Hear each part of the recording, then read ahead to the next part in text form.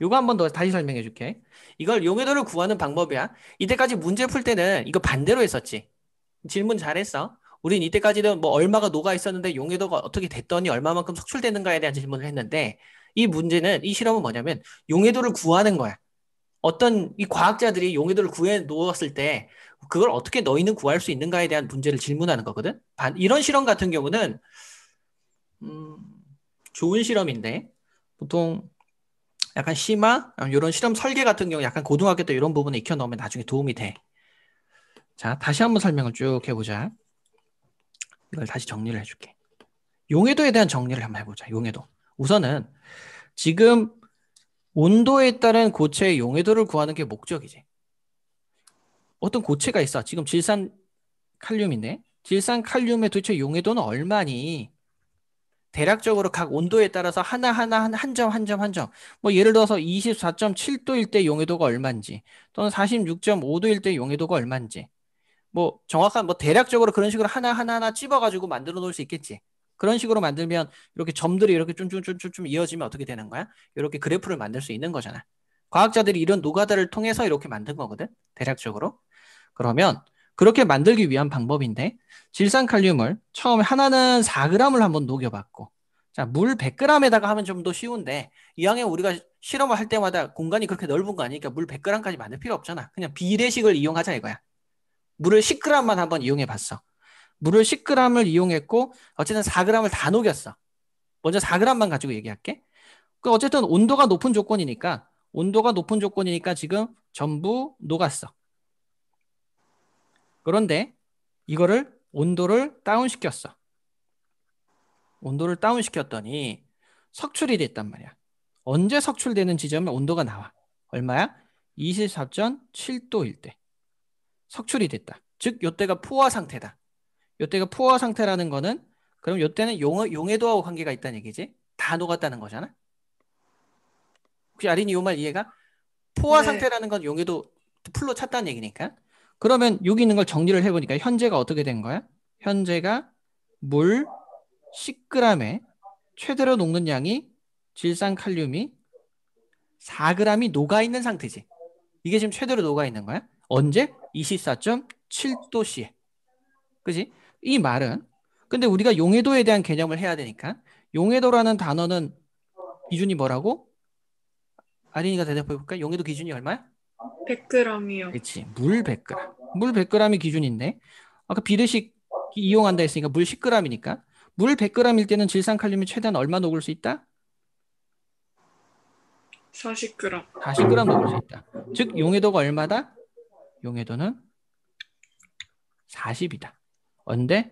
24.7도씨일 때 용해도는 질산칼륨이 40이구나라는 거를 알 수 있는 거야. 마찬가지야. 옆에 있는 것도 똑같은 실험인데 이제 요거는 물 10g이지. 물 10g인데 질산칼륨을 8g을 녹였단 말이야. 역시 온도를 언제까지 다운시켰어? 46.5도만큼 다운시켰더니 나왔다 이거지. 이걸 그냥 빠르게 한번 정리해 볼까? 46.5도일 때 물 10g일 때 질산칼륨이 최대한 녹는 게 8g이었어. 이거는 그냥 바로 용해도가 우리가 100g 기준으로 하면 용해도가 80이라는 게 나오지. 뭐 중간 과정 안 하고. 물 10g에 8g이 녹으니까 물 100g에 80g 녹을 거 아니야. 혹시 아린 내가 좀 빠르게 했는데 이해가 갔어? 한번 다시 좀 천천히 설명해 줄까? 아니, 아니요. 그럼 용해도 80이지. 그러니까 이거야. 이걸 통해서 각각의 용해도를 우리가 구했으니까 각각의 용해도를 이렇게 구해 본 거야. 이렇게 구해 본 거야. 실험을 통해서. 처음에 4g짜리도 해보고 8g짜리도 해보고 12g짜리도 해보고 16g짜리도 해보고 이렇게 해보니까 그에 해당하는 용해도를 4g에 해당하는 온도 또는 80g 여기 물 100 기준으로 했을 때 요 각각의 용해도가 쭉쭉쭉 나오잖아. 그래서 그 녀석들을 이렇게 쭉 이어버리면 용해도 그래프가 나오는 거지. 물론 좀 이 그래프를 그리려면 좀 더 디테일하게 하나하나 실험을 해봐야 되겠지만 그건 우리가 하는 건 아니고 대략적으로는 이런 형태로 그런 그래프를 그린다. 근데 요 실험 자체의 목적은 뭐냐면 그렇게까지 할 수 있는 너희가 실험 설계를 할 수 있는가? 이거 고등학교에서는 고등학교에서 수능에서나 나올 법한 아주 좋은 실험이거든, 이 실험은. 근데 그런 실험 설계할 수 있는 거는 여진이도 요 실험 듣는 거 너무 좋은 거야. 아린이도 그렇고. 요 실험을 그런 식으로 설계가 됐다라는 느낌까지 가지고 있으면 진짜 너희는 많이 가져가는 건데. 근데 핵심은 뭐다? 요 실험을 통해서 너희가 알 수 있는 게 뭐냐 이거거든. 중요한 거는 시험에 나오는 거 요 결과거든, 결과. 뭐라고? 지금 현재 요 그래프를 보니까 요걸 보니까 24.7도일 때는 용해도가 40이었고 46.5도일 때는 80이었고 63.9도일 때는 120. 대체적으로 용해도는 뭐에 비례한다? 온도에 비례하네. 그러니까 뭐 질산 칼륨밖에 실험을 안 했지만 왠지 고체의 용해도는 뭐에 비례한다? 온도에 따라서 증가하는 경향이 있다. 이런 얘기를 하는 거야. 네, 기체의 용해도는 반대라고 했지. 그거는 물질의 특성 때문에 다른 거야. 기체는 자유롭게 도망가려고 하려는 성질이 있기 때문에 좀 다른 특성을 가지고 있어. 원래 고체하고 액체하고 기체는 완전 성질이 달라. 걔네들은 같은 화학물이긴 한데 좀 물리적 성질이 다른 특성을 가지고 있다. 이렇게 얘기하는 게 고등학교식 용어야. 너희는 지금 얘기를 완전히 이해 안 해도 돼. 물리적 성질이 다르다. 뭐 화학적 성질이 다르다. 중학교 때는 대략적으로만 알고 있으면 돼. 어쨌든 고체 이용해도는 온도가 높을수록 잘 녹는다. 기체 이용해도는 온도가 낮을수록 압력이 높을수록 잘 녹는다. 그냥 그 사실만 외우면 시험 칠 때는 아무 문제가 되지 않아. 우선 뭐 우리한테 중요한 건 시험이니까. 아린 여기 혹시 조금이라도 더 이해 안 가는 게 있을까? 아니요, 없어요. 완전 이해 갔어? 근데 질문 네. 잘했어. 이 문제 아린이 질문 잘한 것 같아. 요거 내가 이렇게까지 생각을 안 했는데 막상 설명해 보니까 이 과정이 이 실험 설계가 되게 잘 돼 있는 실험이네. 오케이. 또 다른 질문할 거 있을까? 혹시 그때 호흡과 관련돼서 질문할 게 혹시 있다고 안 했었나? 여진인가 아린인가? 음, 혹시 여진이는 뭐 문제 풀면서 조금이라도 그러니까 이게 있어. 답은 알겠는데 막상 보니까 뭔가가 조금 더 듣고 싶은 느낌이 드는 그런 느낌 같은 느낌 그런 문제 있지 않냐? 답은 알 것 같은데 이 용어가 도대체 뭐지? 이런 거. 광합성 어디까지 풀었어? 광합성 혹시 다 풀었어? 네, 쌤이 보내준 광합성은 다 풀었어요. 광합성은 다 풀었고 그리고 혹시 아린이는 호흡에서 내가 좀 더 설명해 줄 게 있을까? 네. 어떤 거 설명해 주면 좋을까? 호흡은 설명을 해줄 거긴 한데 먼저 질문부터 듣고 내가 설명해 주면 좋을 것 같아. 따로 질문은 없어요. 따로 질문 없고 쌤이 그냥 쭉 설명을 한번 해줄까? 네. 이게 호흡이라는 거는 우리 굉장히 익숙하잖아요. 내가 지난번에 어떤 설명을 해줬지? 그 문서를 편집하려고 하다가 영상을 지난번 거는 굳이 편집할 정도의 영상까지는 아닐 것 같아서 내가 안 하긴 했는데 지난번에 배웠던 걸 한번 간단하게 복습을 해볼까? 내가 혹시 동화작용과 이하작용 설명했었지? 그냥 그런 단어가 있다. 고등학교 가서 배운다. 동화작용이라는 단어. 네, 지금 익숙하란 얘기야. 시험에 안 나와. 동화작용이라는 게 있고 그 다음에 이화작용이라는 게 있어. 아마 이런 단어를 본 적은 있을 거야. 나중에 보게 될 거야. 고등학교 가면 무조건 나와. 동화작용은 뭐냐면 뭐라고 해야 될까? 저분자에서 고분자로 만드는 과정. 또는 이화작용은 고분자에서 저분자로 만드는 과정. 이게 어떤 느낌이냐면 보통 생각해봐. 그냥 우리가 느낌적으로 보자고. 저분자하고 고분자하고 누가 더 에너지가 많이 있는 거겠니? 여진이가 대답해볼까? 분자. 그지? 왠지 고분자 약간 뭐냐면 고액 수표권 같은 거라고 생각하면 되고 저분자는 정말 저렴한 잔돈이라고 생각해보자. 아린이가 만약에 지금 한 뭐 명절 때 너희 둘 다 이번 연휴 기간 동안 용돈 많이 받았지? 뭐 친척들을 좀 적게 만나서 평소보다 많이 적게 받았겠지만 그래도 뭐 부모님 통해서든 약간 좀 받았을 거 아니야? 아닌가? 안 갔어요. 안 갔어. 아이고 역시 이번 코로나가 너희를 참 많은 부분을 힘들게 한다. 그래서 평소같이 뭐 어떤 학생들 보면 내가 평소에 보자 이렇게 약간 쌤은 그냥 반 장난삼아 학생들한테 얼마 받았는지 다 물어보거든. 물어볼 때 어떤 뭐 평균적으로 보면 한 15만 원, 20만 원 받는 애들이 좀 있더라고. 그럼 15만 원, 20만 원 받았을 때는 그건 고분자에 해당하는 거야. 근데 너희한테 주머니에 보니까 잔돈이 한 10원짜리가 10개씩 있다. 너희한테 필요한 돈이야? 요즘 시대에 10원짜리는 거의 할 수 있는 게 없는 돈이지.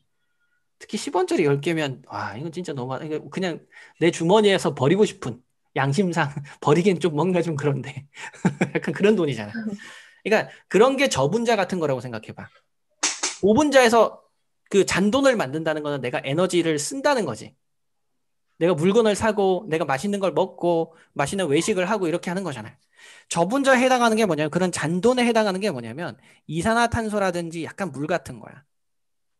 혹시 내가 화학기호를 써도 이해가 가겠지? 이산화탄소 CO2. CO2하고 물 같은 거는 뭐라고? 이 녀석들은 저분자.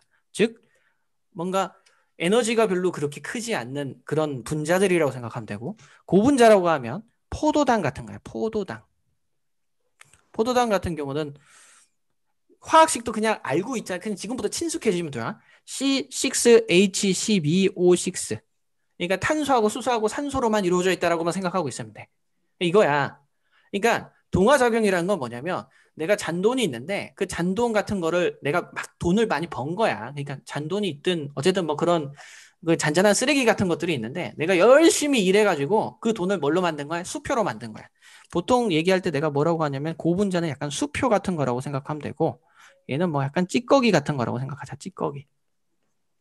내가 찌꺼기 뭐 돌아다니는 흙이나 막 철 같은 것들이 있는데 내가 엄청난 기술을 활용해가지고 그거를 엄청난 멋있는 제품으로 만들어서 수표로 만들었다. 이게 돈 버는 작업이지. 그러니까 동화작용이라고 하는 돈 버는 작용이야. 돈 버는. 이화작용은 뭐냐면 돈 쓰는 과정이야. 돈을 쓰기 때문에 내 몸이 더 따뜻해지지. 지금 겨울이잖아. 내가 돈을 써야 우리 집이 더 따뜻해지지. 그럼 기름을 쓰고 이렇게 돈 가지고 만드는 거니까. 약간 지금 쌤이 교과서 과정하고 혹시 관계 없다고 해서 대충 듣지 마. 이 과정 굉장히 중요한 거야.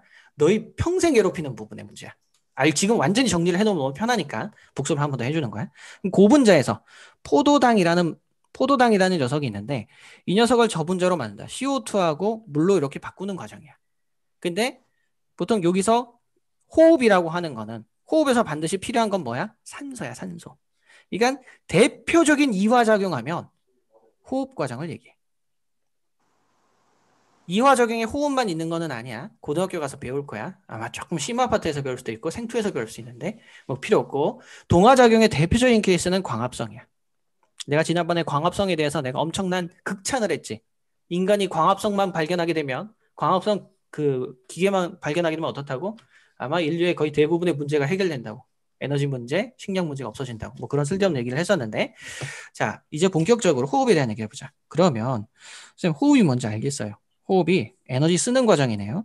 포도당이 C6H12O6가 있는데 여기다 산소를 넣었더니 이산화탄소가 나왔고 물이 나오는 과정인데 이렇게만 나오는 게 아니라 뭐가 나와야 된다?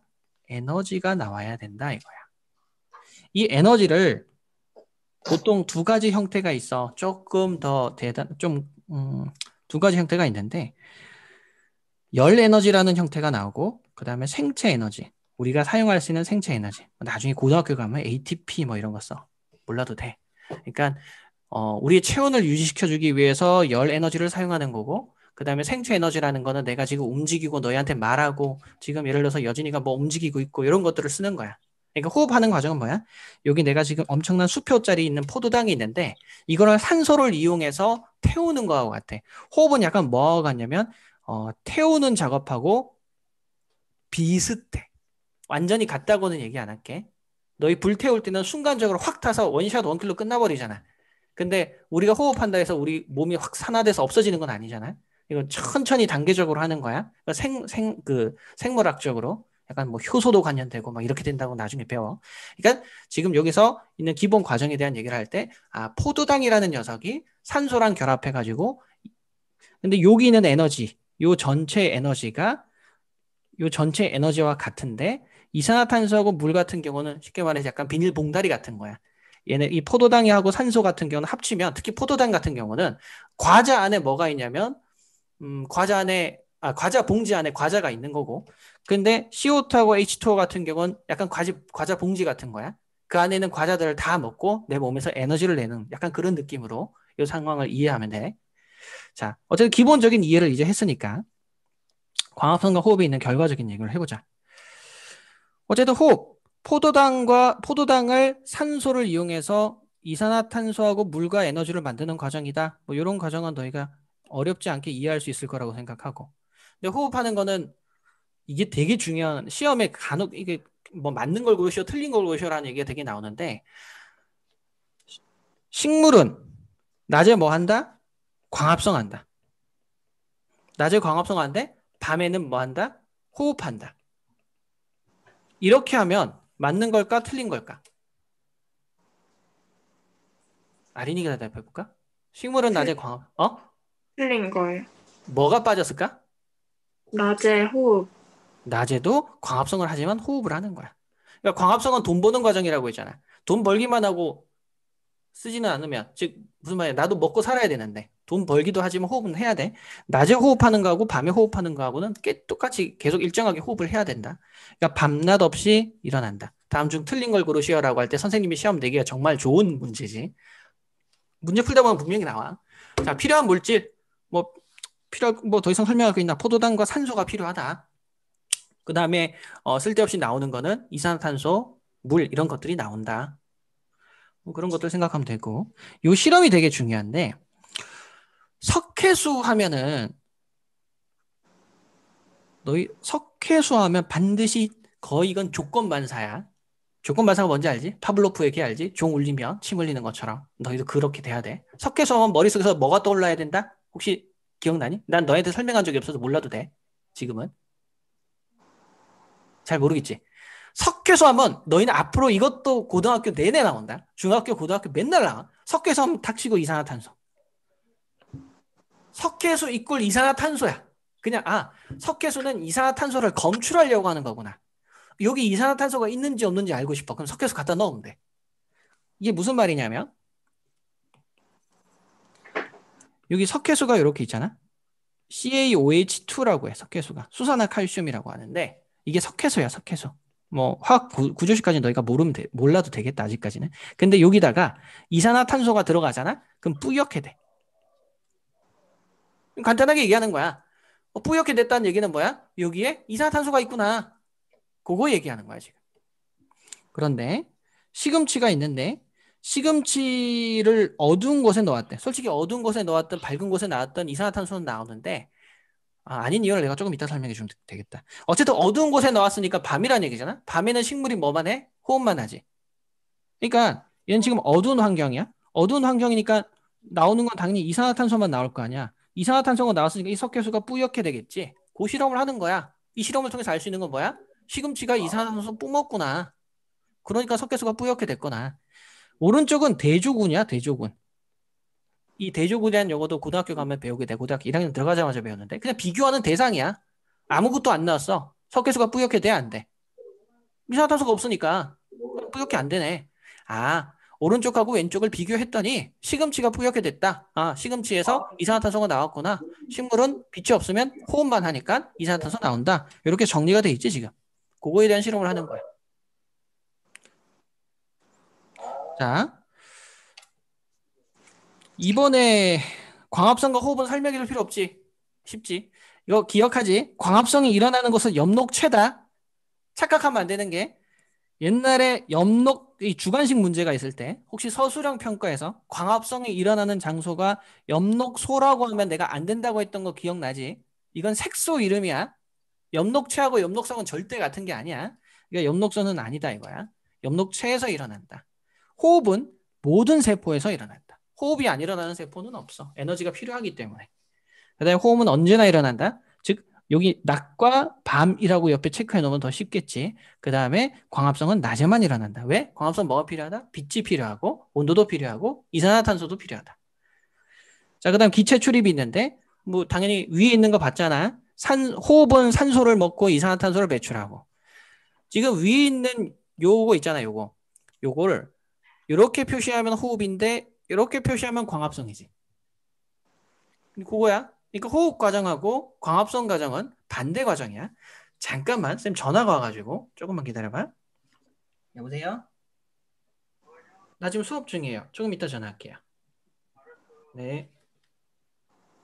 선생님 부모님이라서.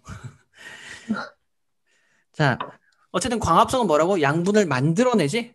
광합성은 양분을 만들어내는. 내가 돈 버는 과정이라고 했지? 호흡 과정은 뭐라고? 양분을 써서 에너지를 만드는 거.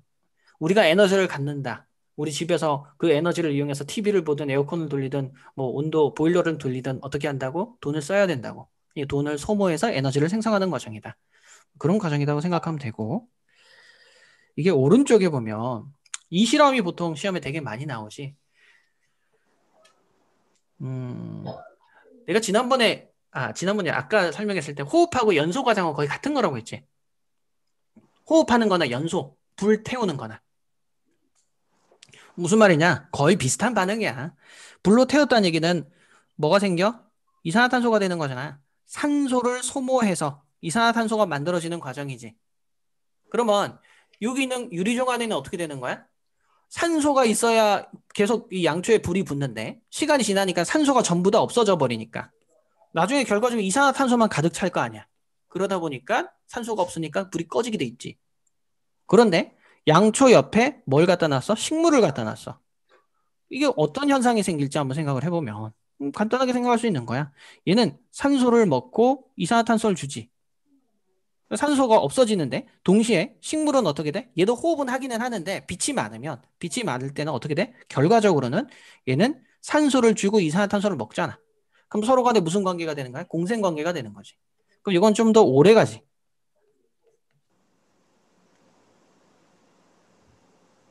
뭐 어떤 느낌인지 이해가지? 이런 실험이 이렇게도 나와. 여기 뭐 비슷한 실험인데 이렇게 똑같은 공간에 내가 쥐를 잘 못 그린다. 미안해. 이게 쥐라고 생각하자. 자, 쥐가 있는데 쥐만 이렇게 계속 있고 완전 밀폐된 공간이면 언젠간 어떻게 돼? 시간이 지나면 죽지. 왜냐면 산소를 나중에 다 소모해버리고 전부 다 이산화탄소를 배출하니까 여긴 이산화탄소로 가득 차면 죽을 거 아니야. 그런데 마찬가지로 여기다 쥐를 놔두고 식물을 놔뒀어. 똑같이 식물을 이렇게 놔뒀다. 그럼 어떻게 돼? 얘는 좀 더 오래 살겠지. 왜냐하면 식물에서는 결과적으로 어떻게 된다? 산소를 공급하고 이산화탄소를 먹고 쥐는 산소를 먹고 이산화탄소를 공급하니까 서로 간에 공생관계가 되잖아. 이건 CO2라고 해야 되겠고, CO2 이런 관계가 되잖아. 물론 이 실험을 한다고 해서 너희가 헷갈리면 안 되는 게 결과적으로는 이산화탄소를 먹고 산소를 먹지만 식물이 산소를 먹고 이산화탄소를 공급하지 않는 건 아니다. 약간 고등학교 영역까지 왔다 갔다 하는 영역이긴 한데 식물이 빛이 있다고 해서 호흡을 안 하는 거 아니라고 했잖아. 양의 차이야. 얘는 호흡이지. 얘는 광합성이지. 누가 더 많이 하는 거다? 얘가 더 많이 하는 거야. 그러니까 이산화탄소를 뭐 100 먹고 산소를 100을 주는데 내가 먹는 산소는 10을 먹고 이산화탄소 10을 주는 거야. 그러니까 이산화탄소를 100을 먹고 10을 주면 결과적으로는 이산화탄소를 어떻게 되는 거? 90을 먹는 거나 마찬가지잖아. 아린이 혹시 무슨 말인지 이해가? 한 번 더 설명해 줄까? 자, 아니, 이해 갔지? 이런 과정. 네. 이 과정을 이해하는 게 되게 중요하다 이거야. 여기서 얘기하는 거는. 지금 이 실험을 통해서 알 수 있는 거는 뭐다? 그냥 식물이라는 녀석 결론만 보면 식물은 이산화탄소를 먹고 산소를 배출한다라고 정리를 할 수 있는데 여기서 머릿속으로 끊어버리면 그 문제를 풀다가 실수하기가 딱 좋다 이거야. 이게 아니고 요 이면에는 이것만 있는 게 아니라 식물은 호흡도 해. 산소를 먹고 이산화탄소를 주는데 이 양이 조금 적어. 조금밖에 안 해서 결과적으로 보니까 이거 하나만 있는 것처럼 보이는 거지. 식물도 호흡은 해. 라고 얘기하는 과정을 머릿속으로 기억하고 있으면 광합성 호흡 파트에서 시험 너희가 틀릴 문제가 없어. 이 문제가 여기서 제일 어려운 문제니까. 그러니까 내가 처음부터 시작할 때부터 얘기하잖아.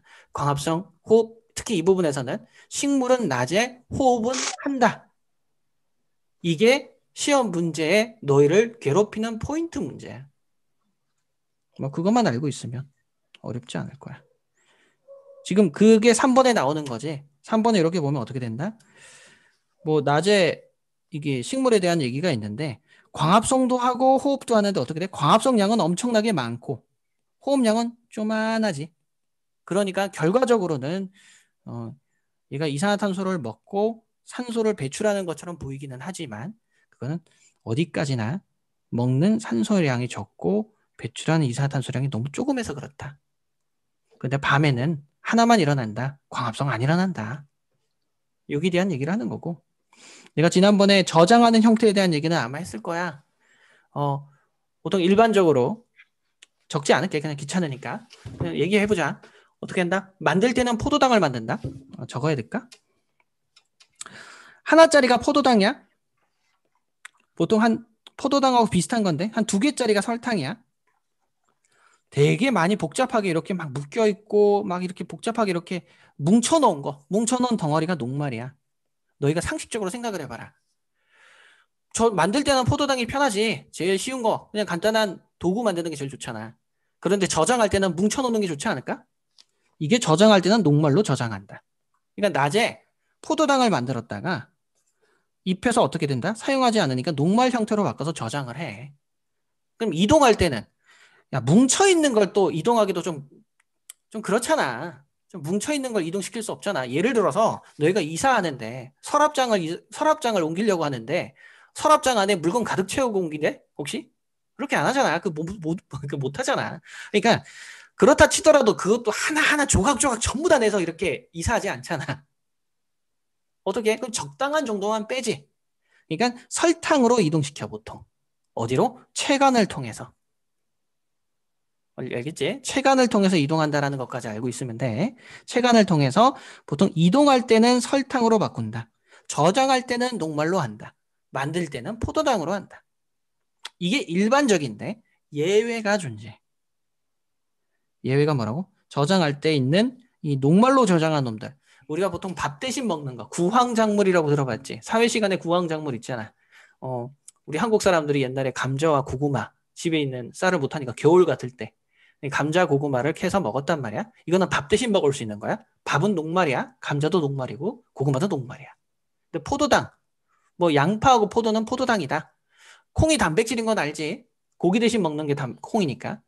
지방, 보통 여학생들은 다이어트에 관심이 많잖아. 내가 다이어트를 하고 있을 때 깨하고 땅콩을 많이 먹으면 밥 안 먹고 저거 많이 먹으면 진짜 삽질이겠지, 그지? 그렇게 생각하면 된다. 그 다음에 설탕을 만드는 게 사탕수수니까. 지금 얘기하는 거는 얘네들은 이런 형태로 저장하는 거야. 모두 다 녹말로 저장하는 건 아니야. 뭐 남은 양분을 이렇게 저장하기도 한다. 남은 양분을 저장하는 형태가 조금씩 다를 수 있다. 요거는 문제를 학교 선생님이 가르쳐 줬으면 시험에 낼 거야. 근데 지금은 가르쳐 줬는지 안 가르쳐 줬는지 조금 애매하긴 하다. 왜 너희 학교 쌤이 이거 꼭 다 수업하는 거 아니지? 인강으로 보통 가르쳐 주는 경향이 있으니까. 뭐 어쨌든 문제 풀 때 뒤에 나올 거야. 그다음에 황상 박피 실험. 환상 박피 실험이 나오네. 이거 가르쳐 줄까 안 해줄까 고민을 했는데 이게 뭔지 설명을 해줄게. 요거 물어볼 수 있겠다. 너희 쌍떡잎식물하고 외떡잎식물 들어본 적 있지? 뭐 네. 지금 그 차이를 정확히 설명해 주려는 건 아닌데 보통 쌍떡잎식물에는 뭐라고 해야 되지? 관다발이 있다 이런 얘기 들어봤을 거야. 무슨 말이냐면 이렇게 줄기가 있는데 줄기를 이렇게 잘라서 약간 위에서 본다고 생각해요. 자른 부분을. 위에서 보니까 이렇게 동그랗게 돼 있는데 동그랗게 이렇게 돼 있고 여기 형성층이 중간에 있고 이렇게 돼 있지. 요건 뭔지 알겠지? 내가 그림을 좀 못 그리긴 했는데 여진 뭔지 알겠어? 이거 위에서 본 거야? 요건 형성층이고 근데 바깥에 있는 건 바깥에 있는 게 체관이야. 바깥에 있는 게 체관. 체관이란 게 뭐야? 보통 체관이 살아있는 세포인데 양분을 이동시키는 통로야. 안에 있는 거는 물관이야, 물관. 여기 이렇게 내가 지금 이렇게 표시한 건 물관이야, 물관. 물이 이동하는 통로라고 생각하고 있으면 돼. 그럼 여기서 환상박피라는 건 뭐냐면 내가 나무 이파리가 이렇게 있는데 이렇게 있고 뭐 이렇게 내가 못 그리겠다 야. 이렇게 나무 이파리가 막 이렇게 가지가 있고 막 이렇게 자랐다고 칠게. 이파리 얘네들은 뭘 만드는 거야? 그러면 굳이 만들면 그림을 좀 이쁘게 만들고 싶은데.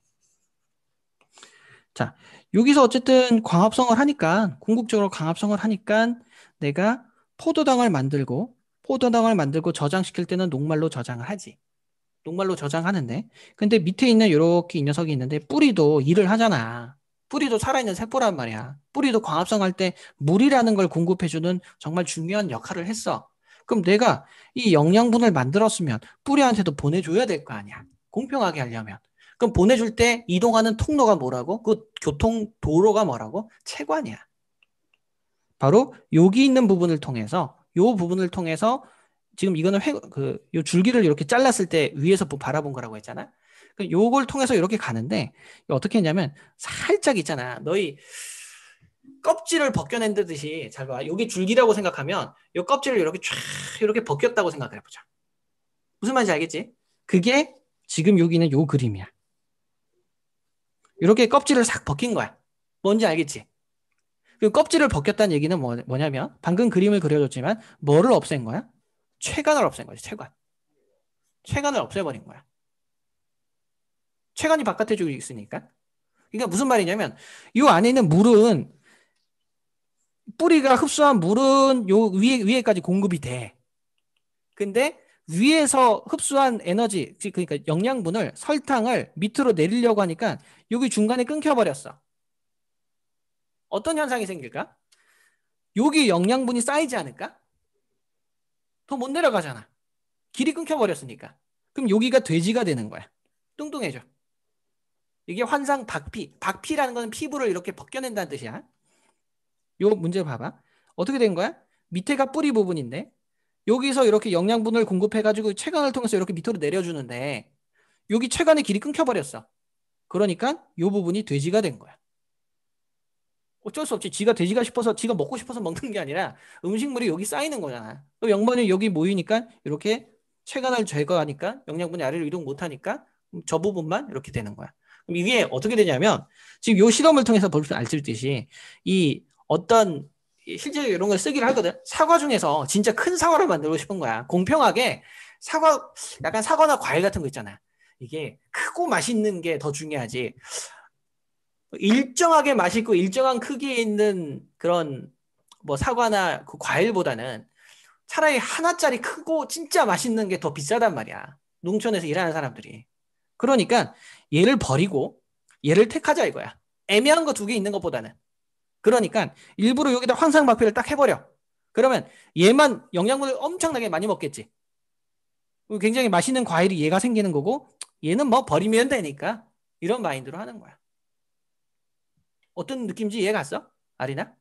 요게 환상박피 실험이라고 하는데 여기까지 혹시 뭐 지난번에 얘기했지만 아마 범위가 많아지면 어려운 문제가 안 나오니까 안 나올 것 같기는 한데 그건 내 생각이고 너희도 여기까지 있는 배경까지 알면 문제 푸는데 전혀 지장은 없을 거야. 핵심은 시험에 나오는 건 이거야. 이렇게 될 때 위에 부분이 되는 거는 체관이 제거됐다. 아, 체관이 제거됐어? 설탕이 이동하는 통로가 체관이었는데 그게 없어졌으니까 양분이 치우쳐버리는구나. 한쪽에 모여버리는구나. 그거 이해하면 여기 관련된 문제에서 너희를 괴롭히는 문제는 없지 않을까? 뭐 그렇게 생각해. 전에 BTV에 대한 얘기는 대충 했었고 혹시 모르면 다음 시간에 내가 설명을 해줄게. 관련된 문제를 오픈 문제를 완전히 풀어보도록 해. 여기까지가 내가 오늘 설명해 주려는 핵심적인 내용이고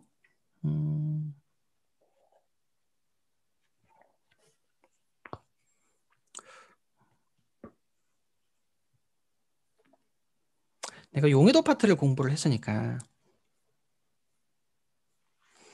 다음 수업 때 내가 할 거에 대한 포석을 하나 좀 깔아줄게. 포석 뭐 어려운 용어 아니지. 포석 그냥 약간 밑거름 정도를 깔자라는 느낌이야.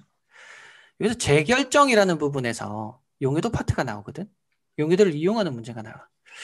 요거 하기 전에 인간은 다 똑같은데 누구한테 질문할까? 자, 여진이한테 질문해보자. 여진아, 내가 지금 밥을 정말 맛있게 먹었어. 보통 여진이든 아린이든 베스킨라빈스 좋아하지 않냐? 내가 진짜 밥을 엄마가 너무 맛있는 거 많이 줘서 많이 먹었어. 그런데 친척이 왔네. 내가 좋아하는 사촌 오빠가 왔어. 뭐 있다고 치자. 사촌 오빠가 왔는데 내가 정말 좋아하는 맛의 베스킨라빈스를 가지고 왔어. 근데 난 지금 배가 불러. 먹을 수 있니 없니? 먹어줘 안 먹어줘? 먹어줘. 먹어지지. 경험상 생각해봐. 먹어지잖아. 이게 생물학적으로 있잖아. 지금하고 관계없는 얘기인데 내가 배가 가득 차 있어도 내가 더 맛있는 음식, 먹고 싶은 음식이 있잖아? 그럼 위에서 테트리스 하는데. 그러니까 꽉 차 있는데 위에서 이렇게 지금 현재 이렇게 꽉 차 있는데 꽉 차 있어도 맛있는 게 나왔네 라고 하면서 지들끼리 있잖아. 이렇게 빈 공간을 메꾸면서 이만큼 공간을 만든대. 참고로 진짜 그래. 우리가 위가 정말 그런 효과가 있단다. 쌤이 내가 내 소개를 안 했구나. 쌤이 영양사 면허증을 가지고 있거든. 내가 너희 학교에서 영양사 안 하는 걸 정말 고맙게 생각해야 될 거야. 옛날에 막 식품 레시피 만들 때 파인애플 된장국 이런 거 만들었어. 충분히 영양적 가치만 생각하다 보니까 쌤이 과외하는 걸 고맙게 생각해. 학생들을 통해서 아마 수많은 실험을 했지 않았을까. 자, 그러니까 지금 얘기하는 거는 핵심은 뭐냐면 우리는 자, 밥배가 따로 있고 밥 배가 따로 있고 아이스크림 배가 따로 있어. 그러니까 두 배가 따로 있는 거야. 물도 마찬가지야. 이 개념이 뭐냐면 물이 100g 있는데 소금에 대한 용해도가 있다. 진짜 소금에 대한 용해도가 그래프로 보면 좋은데 귀찮다. 소금에 대한 용해도가 한 36.5라고 칠게. 그 다음에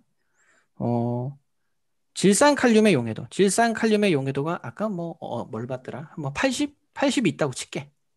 이 말의 의미가 각각 의미를 보면 물 100g에 소금이 최대로 녹을 수 있는 거는 36.5g 녹는다는 얘기고 질산칼륨이란 건 물 100g에 질산칼륨은 얼마 녹는다? 질산칼륨은 80g 녹는다는 얘기지. 이거는 지금까지 우리가 배운 것 중에 아무 이상한 거 없어. 근데 여기서 만약에 내가 지금 물이 100g 있어. 물 100g 있는데 여기다가 먼저 소금을 다 녹였어. 36.5g을 다 녹여서 포화 상태로 만들었단 말이야. 다 녹였어. 그럼 여기다가 질문을 하는 거야. 질산칼륨을 녹이면 질산칼륨 80g을 녹이면 녹일 수 있을까 없을까? 이때까지 내가 너희한테 설명해 해준 걸 통해서 한번 추측을 해봐. 녹을 수 있을 것 같아? 없을 것 같아? 아린이가 대답해 볼까? 녹을 수 없을 있어. 거. 녹을 수 있어. 우리가 밥배가 있고 아이스크림 배가 따로 있다 했지? 물이라는 녀석이 소금을 녹이는 거는 36.5g이 정해져 있는데 질산칼륨을 녹잖아? 질산칼륨을 녹이면 왠지 다 찼으니까 안 녹을 것 같잖아. 그게 아니더라 이거야. 얘는 내 소금 배가 따로 있고 질산칼륨 배가 따로 있어. 이것도 똑같이 80g 녹아. 최대로 녹을 수 있으면. 똑같은 물인데도 A라는 물질이 찼어도 얘가 다 녹았어도 B라는 물질이 녹는 데는 아무 문제가 없다 이거야. 예를 들어서 여기서 C라는 물질이 있어. 예를 들어 여기서 질산 나트륨, 탄산 나트륨 이런 걸 녹였다고 치자. 탄산 나트륨이라고 칠게. 탄산 나트륨을 또 녹여도 또 들어가. 뭔지 알겠지? 물은 한 놈에 대한 용해도가 정해져 있을 뿐이지 하나가 녹았다고 다른 게 녹는 거 아니다 이거야. 이게 우리가 쉽게 착각할 수 있는 거야. 뭔지 알겠어? 내가 밥배가 따로 있고 아이스크림 배가 따로 있다라고 한 말의 의미가 무슨 말인지 알겠지? 내가 밥을 배부르게 먹었고 아이스크림을 배부르게 먹었다고 해서 술이란다. 쌤 어른이 나오니까 너희가 대학생 되면 알 거야. 내가 지금 배는 부른데 진짜 배가 미친 듯이 배부른데 맥주는 넘어가. 소주는 넘어가. 그러니까 술배도 따로 있는 거야.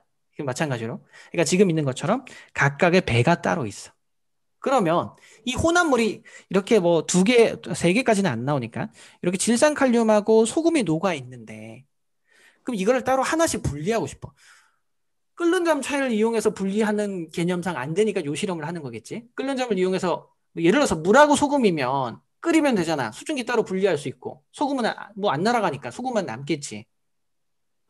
뭔지 알겠지? 근데 그런 분리가 질산칼륨하고 소금은 그렇게 분리하기가 힘들어. 그럼 온도가 굉장히 높아야 돼. 막 엄청나게 돈을 들여야 돼. 그거 되긴 되는데 그 짓은 안 해. 보통. 돈이 너무 많이 드니까. 그럼 어떻게 하냐면 용해도를 이용해서 해. 자, 이제 설명을 해줄게. 아까 봤으니까 한번 그걸 볼까? 요 문제를 혹시 너희가 이해하면 진짜 좋은 거고 안 이해해도 전혀 상관이 없는 거야. 내가 다음 시간에 또 설명해줄 핵심적인 부분이야. 이 다음 챕터에서 요거 이해하면 나머지는 그냥 따라오는 거야. 크로마토그래피는 말만 어렵지 내용은 쉽기 때문에. 자, 질산칼륨이 50g 있고 황산구리가 5g 있대. 근데 현재 몇 도라고? 60도야. 자, 60도네. 이게 딱 정해져 있지는 않는데 황산구리 용해도가 얼마라고? 대충 보니까 한 31.9g이지? 요거 31.9g이라고 칠게. 물 100g 31.9g 녹는다는 얘기야, 용해도가. 질산칼륨의 용해도가 얼마라고? 뭐 대충 한 110 정도로 할까? 그러니까 물 100g일 때 110g 녹는다 이거잖아. 현재 60도일 때 질산칼륨이. 요건 무슨 말인지 이해가지? 그냥 우리가 봤던 용해도야. 그런데 아니 60도일 때 황산구리는 31.9g 더 녹고 최대로 녹을 수 있으면 질산칼륨 110g 녹는데 현재 물이 100g 있는 상황에서 질산칼륨 50g 녹는 건 일도 아니지. 아니 110g이 녹을 수 있는데 현재 50g은 녹을 수 있잖아. 그지? 뭐 110g이 최대로 녹을 수 있는데 현재 50g 녹았으니까 아무 문제가 없어. 그 다음에 황산구리도 31.9g을 녹을 수 있는데 지금 현재 5g밖에 있으니까 둘 다 녹아 있을 거야. 아, 지금 현재 이거는 아무 문제 없이 물이란 녀석이 100g 있는 상황에 질산칼륨이 50g이 녹을 수 있고 여기다 황산구리가 5g이 녹는데 최대로 녹을 수 있는 양이 지금 현재 60도씨에서 얘는 110g 녹을 수 있고 최대로 녹을 수 있는 게 60g에서 60도씨에서 얘는 한 31.9g이 녹을 수 있어. 그러니까 즉 얘네들이 녹는 데는 아무 문제가 없다. 그지? 현재는 그래. 둘 다 잘 녹았어. 아린 역시 지금 현재 그림 상황이 이해가 가? 그럼 여기서 이제 문제를 봐봐. 이걸 20도씨로 낮췄대. 이게 재결정 문제거든. 20도씨로 낮추면 어떤 현상이 생기는지 볼게. 이걸 20도씨로 낮췄대. 20도씨로 낮췄다고? 20도씨로 낮추면 자 봐봐. 똑같이 지금 현재 상황이야. 아까 위에 있는 현재 상황이 물 100g인데 20도씨에 질산칼륨도 있고 황산구리도 글씨가 좀 알아보기가 힘드네. 잠깐만 다시 질산칼륨. 자 질산칼륨이 있는데 근데 20도씨 되니까 황산구리는 용해도가 뭐 크게 변하진 않았어. 황산구리 용해도는 얼마야? 20도씨일 때 황산구리 용해도는 20이야. 질산칼륨의 용해도는 얼마야? 아, 이게 31.9인가? 얘가 31.9인가 보다. 어쨌든 뭐 황산구리는 이것보다 많네. 한 33이라고 칠게. 아, 위에 거 어제 중요하진 않아. 대충 숫자가 안 나와 있어서 그런 거야. 황산구리, 그러니까 질산칼륨이 20도일 때는 용해도가 31.9야. 아, 질산칼륨의 용해도가 31.9고 황산구리의 용해도가 20이래. 근데 현재 얼마 녹아 있어서 현재 50g이 녹아 있고 현재 5g이 녹아 있어. 이렇게 보니까 어떤 현상이 생기니? 최대 20g이 녹을 수 있는데 5g이 녹았으니까 아무 문제 없어 얘는. 얘는 밖으로 석출되지 않아. 그런데 질산칼륨은 어떻게 됐어? 아까는 110g만큼 먹을 수 있어서 50g 녹았는데 아무 문제가 없었어. 근데 이제 최대로 녹을 수 있는 양이 31.9g밖에 안 돼. 갑자기 배가 확 줄어들었지, 질산칼륨의 배는. 황산구리 배는 뭐 그렇게 줄지 않았어. 별 차이가 없었는데 질산칼륨이 배가 처음에는 배가 이따만 했는데 배가 요만해졌어. 얘는 원래 배가 이만했는데 약간 조금 작아지는 정도야. 어쨌든 현재 먹은 거는 요만큼 먹었기 때문에 뭐 아무 문제 없어. 녹는데. 근데 얘는 지금 현재 이만큼 먹었었어. 근데 배가 줄어드니까 이만큼이 어떻게 되는 거야? 석출돼서 밖으로 나가는 과정이겠지. 아린 역시 이 말 이해가? 방금 선생님 어. 그거 소리가 깨져가지고 잘 못 들었어요. 아, 그랬구나. 그럼 다시 설명해 줄게. 이게 인터넷이 그래 그런 문제가 좀 있더라고. 나도 이렇게 수업을 하다 보니까 다시 한번 설명해 줄게. 여기서 지금 현재 어떻다고?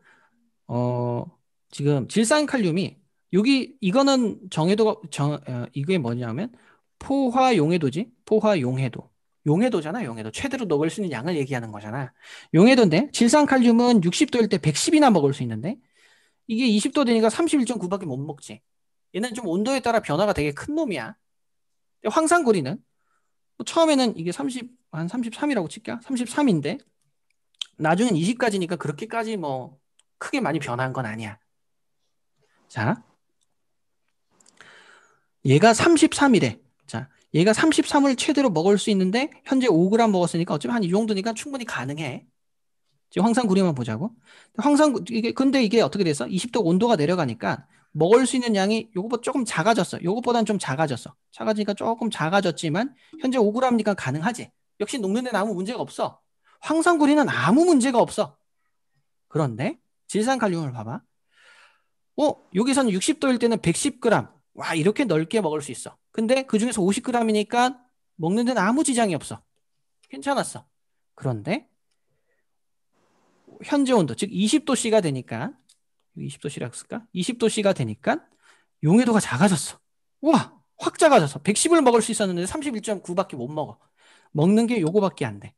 배가 이만큼밖에 안 됐어. 근데 내가 먹은 양이 얼마야? 이만큼 있지. 이만큼 속출될 거 아니야. 그러면 이 실험을 통해서 알 수 있는 건 황산구리하고 질산칼륨 중에서 온도만 떨어뜨리니까 누구만 나와? 황산구리는 안 나오는데 얘는 아직까지 녹는데 지장 없으니까 나오진 않지. 석출되지 않잖아. 근데 누구만 석출됐어? 질산칼륨만 석출됐지. 그러니까 나온 고체만 요렇게 고체 건더기만 요렇게 비교해 보면 여기는 뭐가 있는 거야? 황산구리는 없고 뭐만 있어? 질산칼륨만 있는 거야. 그러니까 이 실험이 내가 다 얘기했잖아. 다음 시간에 이거 다시 제대로 설명해 줄 거야. 그냥 한번 포석 정도 깔아두는 거라고 생각하면 돼. 용해도가 온도에 따라서 자, 한 놈은 온도에 따라서 용해도 차이가 별로 없어. 자, 황산고리 같은 경우는 온도가 변하더라도 용해도가 그렇게 변하지 않지. 근데 한 놈은 용해도에 따라서 온도에 따라서 용해도 차이가 굉장히 심하지. 이 두 물질이 물 가운데 섞여 있을 때 이렇게 두 물질이 물에 섞여 있잖아. 그러면 온도를 낮추기만 하면 용해도 차이가 큰 것만 밖으로 꺼지게 돼. 그러면 내가 순수한 질산칼륨을 얻어낼 수 있지. 그 실험이야. 요거 가지고 요 개념을 완전히 이해했으면 참 잘하는 거고 그렇지 않아도 너무 정상인 거야. 아주 간단하게만 설명해서 지금 얘기하는 건 대충 흐름만 알자 이거야. 흐름만. 다음 시간에 다시 설명해 줄 거니까. 오늘은 이게 핵심이 아니야. 오늘은 호흡이 핵심이야. 이거는 그냥 포석 그냥 간단하게 설명해 주는 정도. 아린이 혹시 대략적으로 이해가 가? 요 부분? 느낌? 그 느낌만 네. 이해도 돼. 오늘 거는 내가 편집해서 보내줄 건데 근데 방금 거 다시 봐도 이해해서 오면 더 좋고 그러면 내가 아마 진도를 더 빨리 나갈 수도 있을 거고 그거 아니더라도 다시 설명해 줄 의향이 얼마든지 있어. 오늘은 여기까지. 잠깐만.